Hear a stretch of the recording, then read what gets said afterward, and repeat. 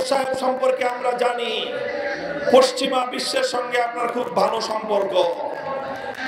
আপনি এনজিও বান্ধব একটা সরকার করেছেন, আমাদের অনেক কনসার্ন ছিল, আমাদের অনেক উদ্বেগ উৎকণ্ঠা ছিল এবং আছে, আমরা কথা বলছি না। আপনি আপনার ক্যাবিনেটে কুখ্যাত শারমিন মুর্শেদদের মতো সমকামিতার প্রমোটকারীদেরকে আপনি, আমরা সেটাও বড় গলায় প্রতিবাদ জানাই নাই। এই কুখ্যাত শারমিন মুর্শেদ সে এই প্রদত্ত শহীদের রক্তের উপর বসে দেশের আলেম সমাজকে কটাক্ষ করে, মাদ্রাসা শিক্ষার বিরুদ্ধে বিষোদ্গার করে। স্তম্ভিত হয়ে যাওয়ার মতো আরো বিষয় হলো, সে ঘুরিয়ে পেঁচিয়ে প্রকারান্তরে বিশ্বনবী মুহাম্মদুর রাসূলুল্লাহর চরিত্রের উপর আঘাত করবার চেষ্টা চালিয়ে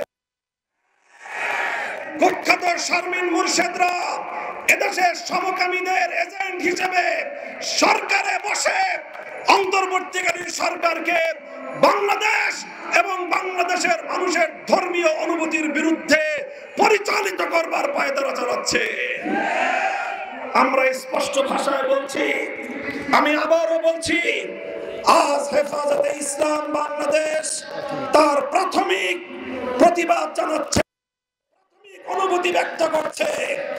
যদি আপনারা আপনাদের এই আত্মঘাতী সিদ্ধান্ত যদি প্রত্যাহার না করেন, এদেশের সকল রাজনৈতিক দল এবং সকল স্টেক হোল্ডার, সমাজের প্রতিনিধিত্বশীল প্রতিটি শ্রেণীর সাথে পর্যায়ক্রমে আলোচনা করে সকল এজেন্ডাগুলো জাতির সামনে উপস্থাপন করে নীতি নির্ধারণী সিদ্ধান্ত গ্রহণ করতে হবে।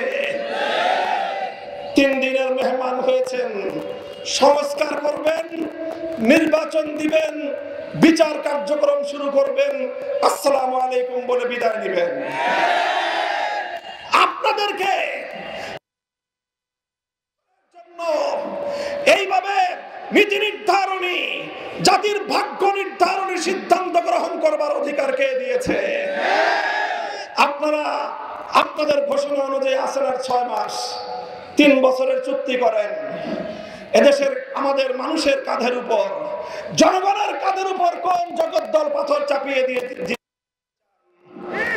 1 বছর ভালোই কেটেছে, 6টা মাস আছেন, ভালোই ভালোই চলে যান। নির্বাচনের ব্যবস্থা করেন, জাতির কাঙ্ক্ষিত সংস্কার বাস্তবায়ন করেন, ফ্যাসিবাদের বিচার ত্বরান্বিত করেন, খুনিদের জন্য ফাঁসি কাষ্ঠ নির্মাণ করার প্রস্তুতি নেন।